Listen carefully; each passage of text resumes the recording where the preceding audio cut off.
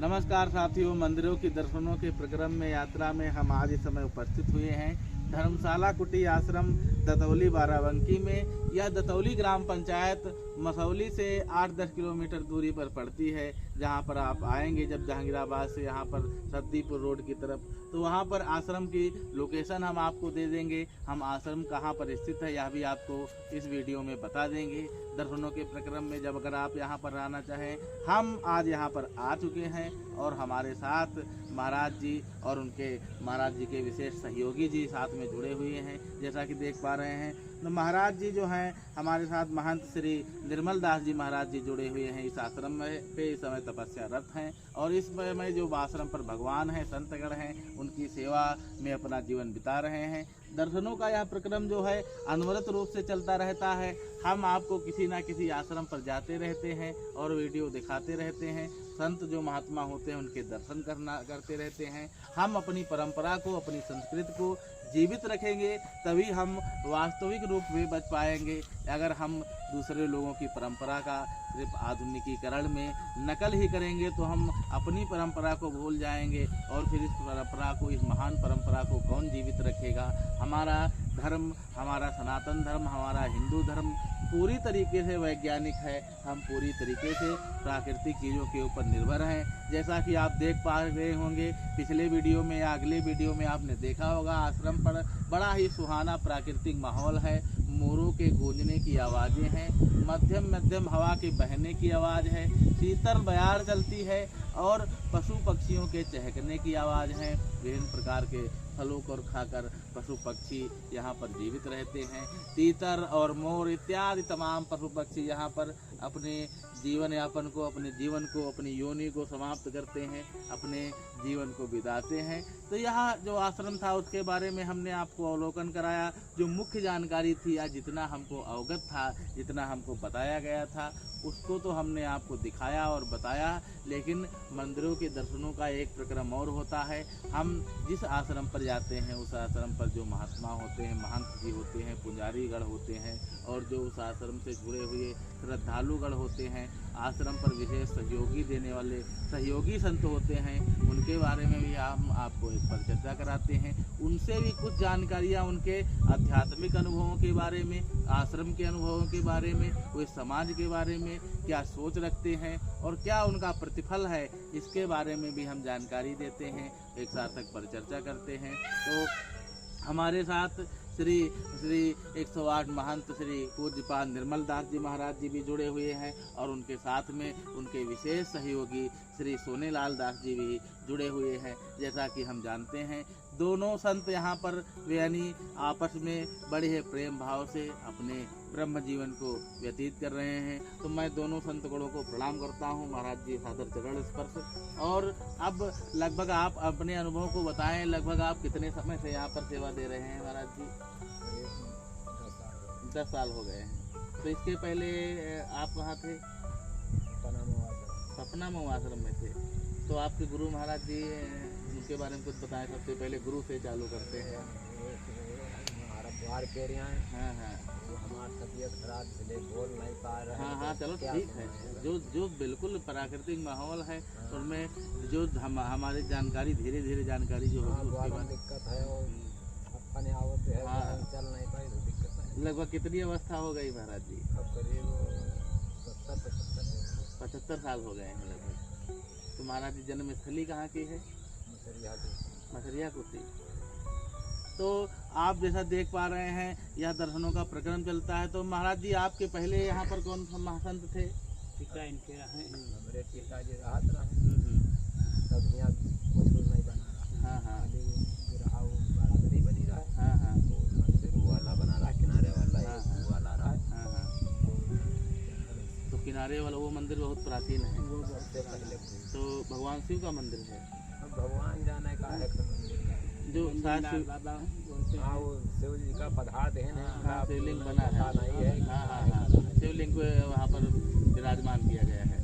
तो महाराज जी और पास में उसके एक पेड़ लगा है। वो पेड़ हम नहीं समझ पाए कौन सा पेड़ है, जिसकी शाखाएं शायद काट दी गई हैं इस मंदिर के सामने। वो बेल है। बेल है, पत्तियाँ थी नहीं ज़्यादा तो जान नहीं पाए।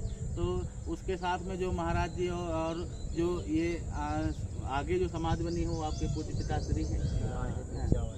ये बीच में जो है, अच्छा, जो तीन धरी है। और ये जो खुले में समाधि बनी है कौन संत है? अच्छा अच्छा, कौन, क्या नाम था उनका? हरनाम दास जी महाराज जी थे। और जो अच्छा तीन धरी जो अंदर है, तीन धरी है, वो बाबा गोपाल दास जी महाराज जी। तो सबसे पहले वही आए थे यहाँ पर, इस आश्रम पर वही रहते थे।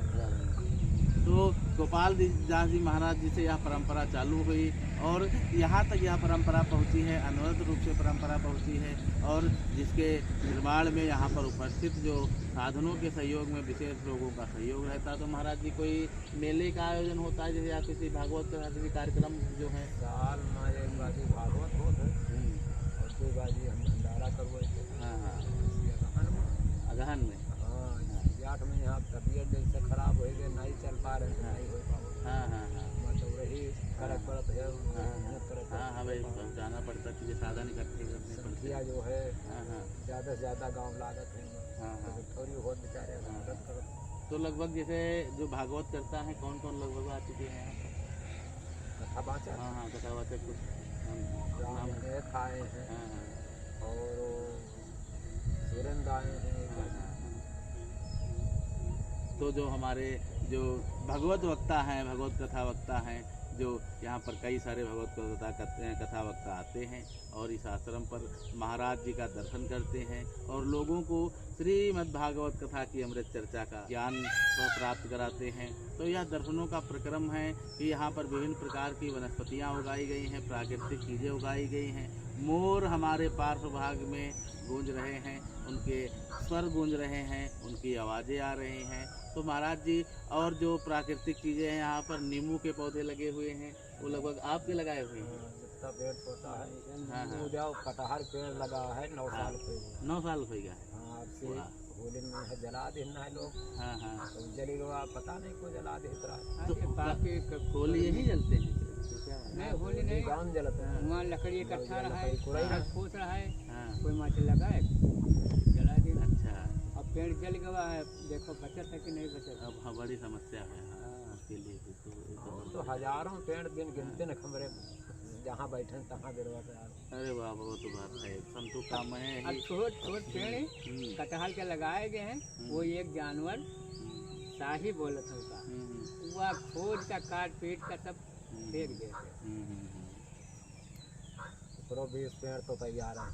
अरे जब बहुत बढ़िया बात है, और बहुत 10 सुंदर ठो बात। लगावत बाकी है कटहल का। अच्छा, चलो उधर वो इलाके में है जो उन्हें सब लगावा जा रहा है, इंतजाम हो रहा है। एक सरोवर है महाराज जी पीछे क्या? सरोवर ने नदी है कल्याण, कल्याणी नदी है? ऐसी जगह है खाले हाँ। और वैसी अच्छा, इधर घूम के आए हैं? हाँ, पाई है इधर इधर। इधर से इधर निकलते हैं। हाँ हाँ, तो बाबा जी कहना, अरे ये आश्रम में हमारे तुम भूल जाओगे, हैं?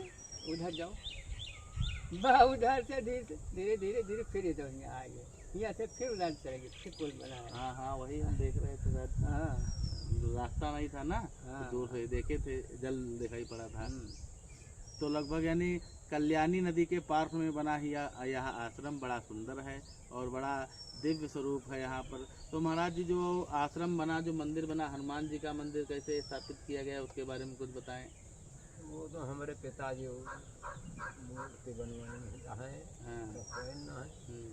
उसके बाद स्लेब नहीं डाल पे ना खत्म हो गया। हाँ हाँ स्लेब तो हम डरवाए हैं हाँ हाँ कोई तरह से। हाँ नीचे उतना वो अपने राह के लिए सीधा पानी के लिए वो बनवाए हैं।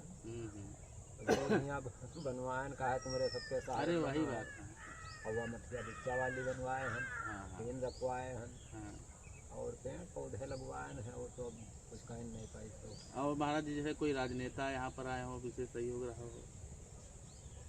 उनका कोई सहयोग नेतन क्या तो कुछ हो नहीं पावा है। जो भगवत भागवत भवा ले गए हमारे अंदर में कुछ नहीं है। हाँ हाँ। तो जैसा हम दर्शनों की प्रक्रिया होती है, हम यहाँ पर उपस्थित चीज़ों के बारे में महाराज जी से सार्थक परिचर्चा करते हैं। तो यह बहुत ही सुंदर प्रक्रिया हुई और परिचर्चा हुई। हम लोगों ने इसके बारे में महाराज जी से इस आश्रम के बारे में जानकारी प्राप्त की और महाराज जी ने भी अपनी बहुत ही सद्विचार प्रस्तुत किए। यहाँ पर आप लोगों का भी हमारे साथ मंदिरों के दर्शन की इस परिचर्चा में साथ बने रहने के लिए विशेष आभार।